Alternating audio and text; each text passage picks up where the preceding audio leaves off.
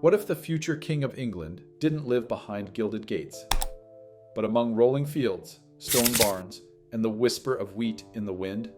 Beyond the royal palaces and public ceremonies lies a hidden empire, a billion-dollar countryside realm where tradition meets sustainability. Today, we unlock the gates to Prince William's Duchy of Cornwall, where legacy grows from the land, and a modern monarchy is quietly being sown. The story of Prince William doesn't begin with a crown. It begins with a cry, echoing through the private Lindo wing of St. Mary's Hospital, London, on a warm summer evening, June 21st, 1982. He wasn't born in a palace, but in the same hospital as thousands of everyday Britons. From the very first breath, William Arthur Philip Lewis was already rewriting tradition. Just 9 months later, he was in the arms of his parents, Prince Charles and Princess Diana, on a groundbreaking tour to Australia and New Zealand. Never before had a royal baby joined an overseas visit, and yet there he was, giggling over a wooden Buzzy Bee toy in Auckland, a moment that would become a symbol of innocence in the royal spotlight. But beneath the charming photos and headlines, something else was happening. William was being trained for a life few could understand, watched by a nation, and raised by a woman determined to break the mold. Diana took her sons to amusement parks, fast food chains, and homeless shelters. She showed them joy and hardship, luxury and need. She taught them to see people, not just positions. William's childhood was split between the formal halls of Kensington Palace and the wild, earthy beauty of Highgrove House. But just as his world was beginning to make sense, it shattered. August 31st, 1997. Paris. Diana's tragic death was not just a national loss, it was a devastating rupture for her 15-year-old son. He was at Balmoral Castle when he received the news. The world mourned. But it was William, grief-stricken, stoic, walking behind his mother's coffin in front of millions, who bore the pain with heartbreaking grace. From that day forward, everything changed. At Eton College, William earned respect for his intellect and guarded privacy. He wasn't just a prince. He was a boy rebuilding himself, piece by piece. And then came St. Andrews University in Scotland, a fresh start, a quieter place, and fate. Because it was here in lecture halls and student dorms that he met a young woman named Catherine Middleton. She wasn't royal, but she had something William desperately needed: normalcy, warmth, and unwavering support. Their relationship grew as he embarked on military training at Sandhurst. He served with the Blues and Royals, then joined the Royal Air Force. Soon the future king was flying Sea King helicopters, rescuing stranded hikers and lost fishermen across the stormy coasts of Wales. It wasn't just a role, it was a message. This heir to the throne could lead not just from balconies, but from the skies, not just in ceremony but in service. When his time in uniform ended, William stepped into diplomacy. As Duke of Cambridge, he and Catherine became global ambassadors, touring Commonwealth nations, comforting disaster victims, shaking hands in Tokyo, Sydney, Mumbai. He wasn't just representing the crown, he was reshaping it, gently, deliberately, for a new generation. Then came 2022, the end of an era. Queen Elizabeth II passed away. Prince Charles became King Charles III, and William, the boy once shielded behind Diana's arms, became the Prince of Wales. Along with that title came something extraordinary: the Duchy of Cornwall, a sprawling $1.3 billion estate of farmland, forests, homes, and businesses. He had not only inherited history, he had inherited responsibility. But the question remained, what would William do with it? Would he guard the gates or open them? Would he protect the old or build something new? And that's exactly what we'll uncover next. The Duchy of Cornwall. What if I told you the Prince of Wales is also one of the largest private landowners in Britain? And that his kingdom isn't made of gold and thrones, but of grain silos, sheep meadows, rivers, cottages, and even seaside cliffs? Welcome to the Duchy of Cornwall, a royal realm unlike any other. Created in 1337 by King Edward III, this ancient estate was designed to give the heir to the throne financial independence without relying on taxpayer funds. And over nearly 700 years, it has grown from scattered parcels of farmland into a sprawling billion-dollar empire. Today, it spans over 130,000 acres, or more than 52,000 hectares, across 23 counties in England and Wales. That's more land than the city of Los Angeles. But this isn't just about size, it's about purpose. The Duchy is a living ecosystem, one that blends medieval heritage with modern innovation. You'll find working farms raising rare breed livestock, tenant cottages tucked between rolling hills, commercial offices, retail spaces, and even urban housing developments with sustainability at their core. It includes forests, rivers, moorland, coastline, and even a holiday resort in Cornwall. And now it's all under Prince William's care. So how does a man raised in palaces and military bases take the reins of such a massive countryside estate? With vision, with stewardship, and with a deep understanding that this land is more than real estate. It's a legacy. In his first year as Duke of Cornwall, William earned roughly $30 million in profits from the duchy. This money isn't just sitting in some royal vault. It funds everything from his household expenses to public duties to large-scale charity initiatives. But William doesn't see the duchy as a piggy bank. He sees it as a platform for sustainability, for social housing, and for innovation in rural economies. He's continued his father's legacy of organic farming and environmental conservation, but with a younger, more pragmatic touch. There are regenerative agriculture projects, tree planting programs, and new ventures to reduce carbon footprints across estate operations. He's invested in affordable eco-housing for local communities and pledged to make the duchy a national model for ethical, profitable land management. Even the architecture matters. New developments must blend into the historic countryside, honoring the vernacular style of each region. From honey-colored stone cottages in the Cotswolds to slate-roofed barns in Cornwall, every project is guided by the idea that modern can also be timeless. But managing an estate this vast is no easy task. There are over 150 staff members and hundreds of tenants, each with needs, issues, and livelihoods connected directly to the decisions of the man at the top. William makes regular visits, not for photo ops, but to walk the land, speak to farmers, meet with local business owners. He's known to arrive unannounced, sometimes in jeans and boots, blending in more as a land steward than a royal, because in many ways, that's what he is. Yes, he's the Prince of Wales. But here, among the hedgerows and hay bales, he's also a custodian of the land, one who must balance profit with purpose, history with innovation, royalty with responsibility. And while the duchy brings him power, it also demands patience, because farming is not fast. Forests take decades to grow, and the future king must learn to lead not just with authority, but with time, trust, and humility. So when we think of monarchy, we often imagine gold, protocol, and ceremony. But the Duchy of Cornwall tells a different story, one where leadership grows from the soil and where the true weight of a crown isn't just carried on the head. It's carried in every footprint across these fields. And nestled within those fields, not far from the stone walls and old oaks, sits a home, a quiet cottage, a place where Prince William isn't a public figure, but simply a husband, a father, and a man who loves the land. Let's step inside. Adelaide Cottage, tucked deep within Windsor's private home park, surrounded by whispering trees, winding footpaths, and guarded by time itself, sits a home that most royal watchers have never seen.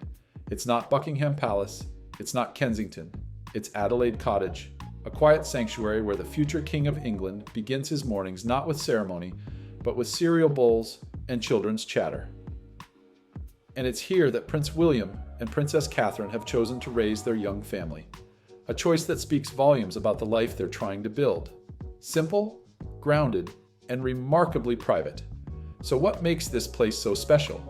Built in 1831 for Queen Adelaide, the wife of King William IV, Adelaide Cottage was originally a royal retreat. It's modest by royal standards, but elegant in its restraint. Its Regency-style architecture nods to history, while its cozy layout whispers home. From the outside, it blends into the woodland like it's always belonged. The honey-colored stone, white-trimmed windows, and ivy-draped facade feel more like a countryside novel than a royal residence. But step inside, and the story begins. The main living room is the heart of the cottage. Pastel shades calm the space, pale blues and soft creams reflecting the filtered sunlight that pours through tall windows.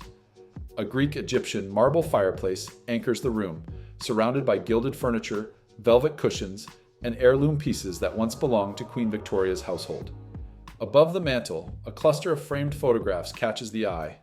Not official portraits, but quiet moments. George's cheeky grin, Charlotte's ballet recital, Louis asleep on William's shoulder. It's not opulence that defines the space, it's intimacy. The second sitting room offers a different mood. Here, Victorian tapestries drape the walls, thick and textured, dimming the light into a warm hush. A grand stone fireplace sits beneath a gold-framed mirror, and deep armchairs, cloaked in burgundy and moss green, invite long, thoughtful evenings. Then comes the study, a golden sanctuary bathed in light. Floor-to-ceiling windows open to the private garden, where manicured lawns meet wildflowers at the edges. Golden velvet chairs face a wooden writing desk, and rows of books, some on conservation, others childhood classics, line built-in shelves. There are no thrones here, just stories, stacked and waiting. The bedrooms are surprisingly humble.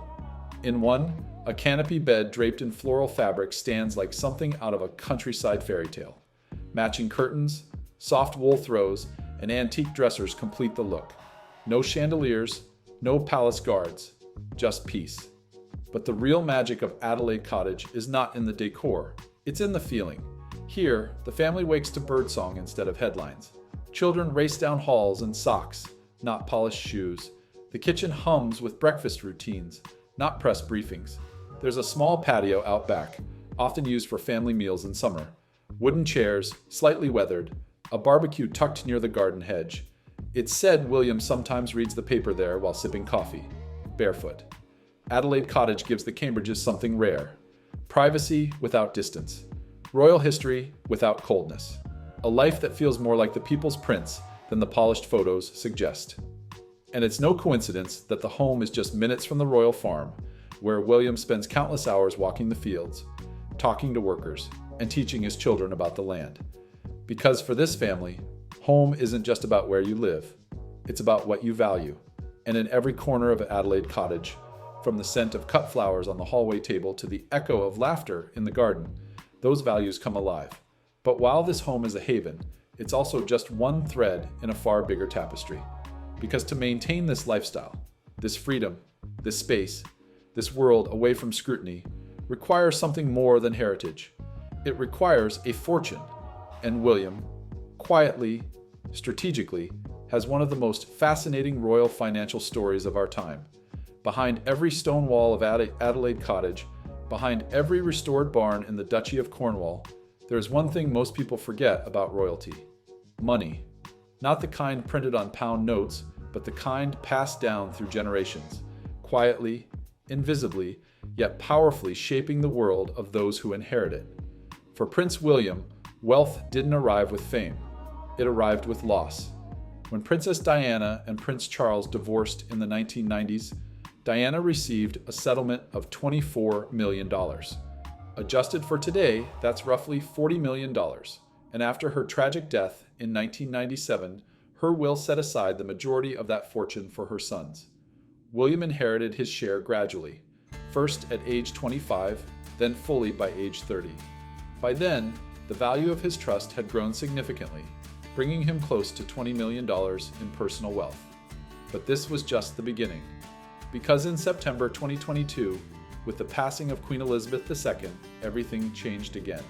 William became the Prince of Wales, and with that title came something even more powerful than a crown: the Duchy of Cornwall, a medieval estate turned modern empire valued at over $1.3 billion. In his first year as Duke, the duchy generated approximately $30 million in profits. Unlike public taxpayer funds like the sovereign grant, the duchy is a private estate, meaning this income is his to manage, to reinvest, and to use for official and charitable work. And he's not wasting it. From funding the family's household costs to supporting long-term philanthropic initiatives, William has treated the duchy not as a luxury, but as a mission. He's allocated income to climate-conscious developments, low-income housing, and the maintenance of hundreds of tenant farms across rural England. But that's not the only stream of wealth. As a senior royal, William also benefits from ceremonial military roles, which come with stipends, family estates like Sandringham, which may eventually pass to him, personal investments, though largely kept private, and let's not forget Catherine, now Princess of Wales, who comes from a successful entrepreneurial family and brings her own financial stability to the table. Together, their combined household net worth is estimated at $120 million and rising. Yet, perhaps what's most striking about William's fortune is not how much he has, but how quietly he carries it. There are no gold-plated yachts, no mega mansions in Beverly Hills, no displays of decadence. Instead, he channels wealth into meaning, into the future, into causes that reflect a deeper truth, that royalty today must be more than ceremonial, it must be responsible. He knows that a title alone isn't enough in the 21st century, not when millions are watching, not when the cost of living rises and climate change knocks at the kingdom's door.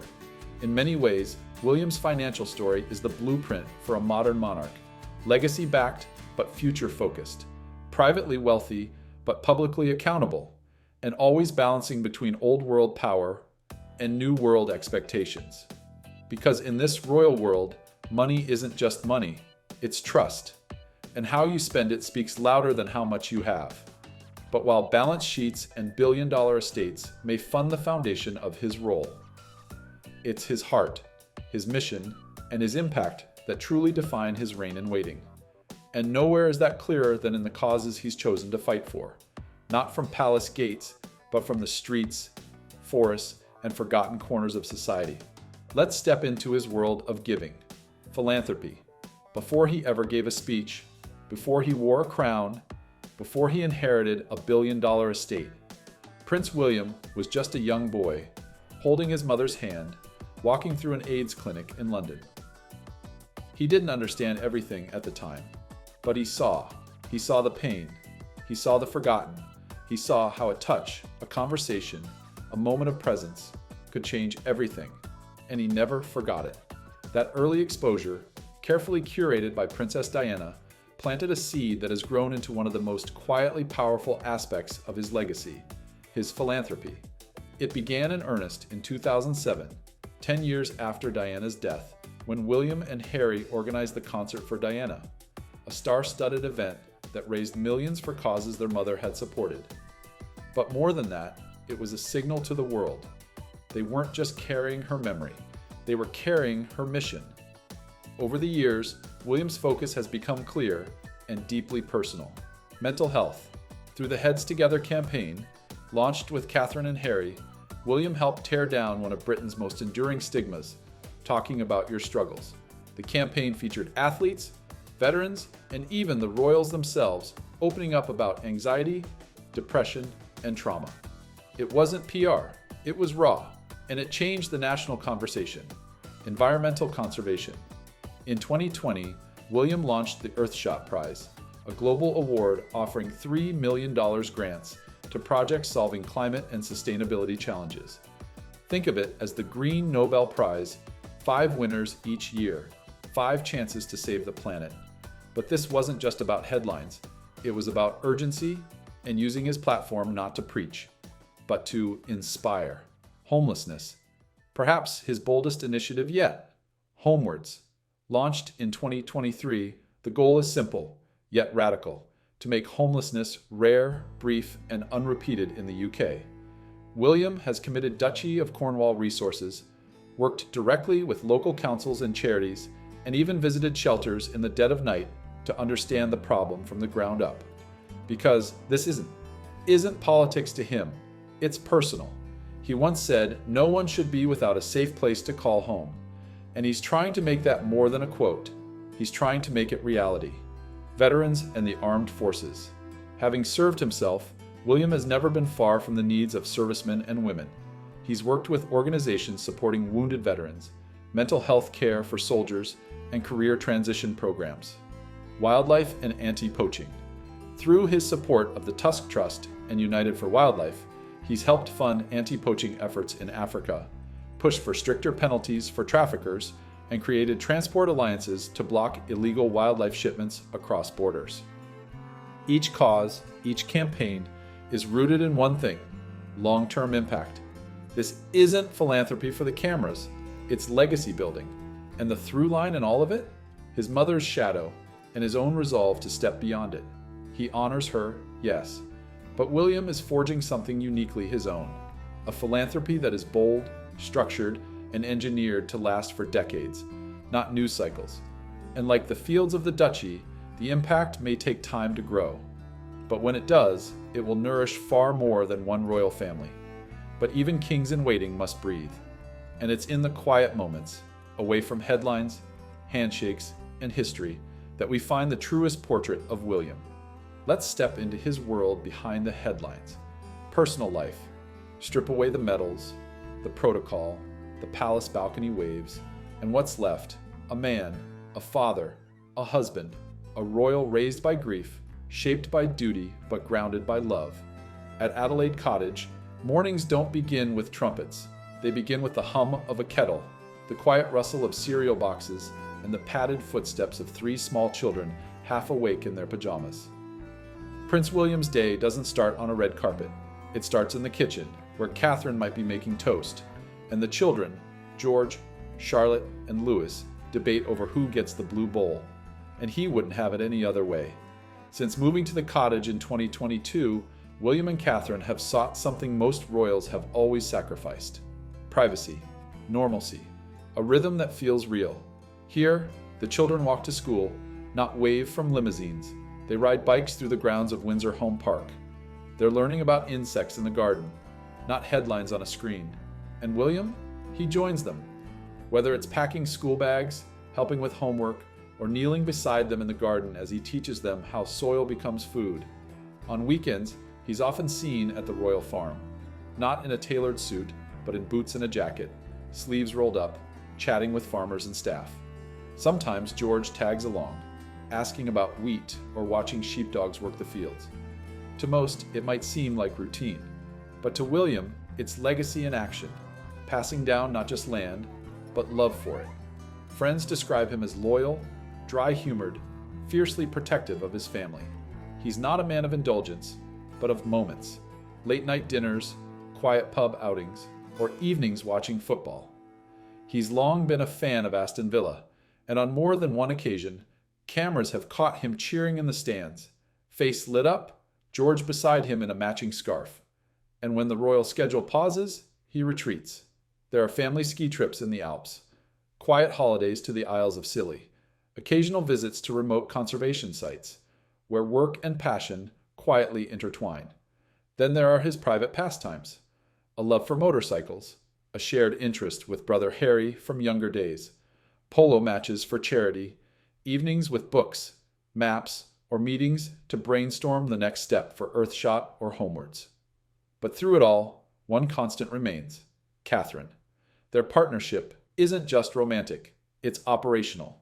She's not only the mother of his children, but the co-leader of his public mission. Together, they run the Royal Foundation, balance public expectations, and raise 3 children under the weight of history. They laugh in interviews, exchange knowing looks at formal events, shield their children fiercely. They are in every way a modern royal couple, but one that still shares breakfast and slippers. And as the world watches William edge closer to the crown, it's this duality that defines him. He is both the man behind the speeches and the one crouched on a picnic blanket chasing ants with Louis, both the heir to centuries of power and the father who just wants one more quiet moment before the world calls. Because when that moment comes, and the crown is no longer just symbolic, it's this version of William, the husband, the father, the farmer, the man, that will shape what kind of king he becomes. But before that day arrives, we still have one final journey to take. Let's bring everything we've seen, his land, his home, his fortune, his mission, into one final reflection. So what does it mean to be the future king? Is it the weight of a crown? The grandeur of a palace? The history sewn into every red velvet robe? Or is it something quieter and deeper? Maybe it's the feel of soil between your fingers. Maybe it's walking through a wheat field at sunrise, knowing this land will one day belong to your children, not because they're royal, but because you taught them to care for it. Maybe being king today isn't about commanding armies, but about planting seeds, both literal and symbolic, and watching them grow. Prince William's story isn't one of radical rebellion. He hasn't torn down the monarchy. He hasn't rewritten the Constitution. What he's done is subtler and arguably more powerful. He's redesigned the rhythm. From the gilded walls of Adelaide Cottage to the ancient fields of Cornwall, he's turned a thousand-year-old institution into something that breathes again, something that feels human. Because William understands that in this era, people don't want perfection. They want purpose. They don't need their king to be flawless. They need him to be real. He could have hidden behind tradition. He chose transparency. He could have embraced entitlement. He chose empathy. And he could have done just enough.